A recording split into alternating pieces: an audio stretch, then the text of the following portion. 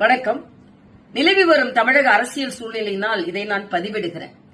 தொடர்ந்து முழுமையான எண்ணிக்கை இல்லாததினால் 3 முறை விஜய் அவர்கள் சந்தித்த பின்பும் ஆளுநர் திருப்பி அனுப்பியிருக்கிறார். ஆளுநர் மாளிகை தெளிவாக சொல்கிறது, நீங்கள் எண்ணிக்கையோடு வாருங்கள், நாங்கள் அனுமதி தருகிறோம் என்று. ஒவ்வொரு முறையும் எண்ணிக்கை இல்லாமல் சென்று விட்டு ஆளுநர் மீது பழி போடுவது எந்த விதத்திலும் நியாயம் இல்லை.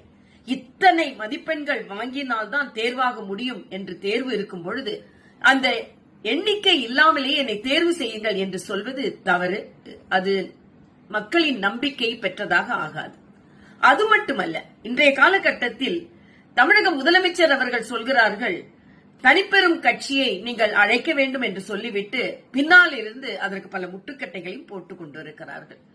ஆக வெளித்தோற்றத்தில் விஜயை ஆதரிப்பது போல ஒரு தோற்றத்தை ஏற்படுத்திவிட்டு எல்லோரும் முட்டுக்கட்டை போட்டுக் கொண்டிருக்கிறார்கள். அதுதான் இன்றைய அரசியல் சூழ்நிலையாக இருக்கிறது. கம்யூனிஸ்டுகள் ஆதரவை தெரிவித்துவிட்டு மத்தியில் இருந்து பாரதிய ஜனதா கட்சி ஆளுநருக்கு அழுத்தம் தருகிறது என்று சொல்கிறார்கள். அதிலும் உண்மை இல்லை. நான் கேட்கிறேன், திருமாவளவன் அவர்களின் ஆதரவுக்காக காத்திருக்கிறோம் என்று சொல்கிறார்கள். 2 கம்யூனிஸ்டுகள் நான் ஒட்டுமொத்தமாகத்தான் முடிவெடுப்போம் என்று சொன்ன திருமாவளவன் இன்று ஏன் தயங்குகிறார்? என்ன பேரம் பேசிக் கொண்டிருக்கிறார்? ஆக இவர்களெல்லாம் தங்களது அரசியல் லாபத்திற்காக, சுயலாபத்திற்காக முடிவுகளை எடுத்துவிட்டு பாரதிய ஜனதா கட்சியை பழி சொல்லுவது எந்த விதத்திலும் நியாயமில்லை. அதேபோல் காங்கிரஸ் அவர்கள் ஒட்டுமொத்தமாக திராவிட முன்னேற்ற கழகத்திடம் இருந்து தனது நட்பை முறித்துக் கொண்டு இன்று அவர்களே எத்தனை எம்எல்ஏக்கள் அவர்களுக்கு ஆதரவு தருகிறார்கள் என்ற ஒரு எண்ணிக்கை இல்லாமல் ஹைதராபாத்திற்கு சென்றிருக்கிறார்கள்.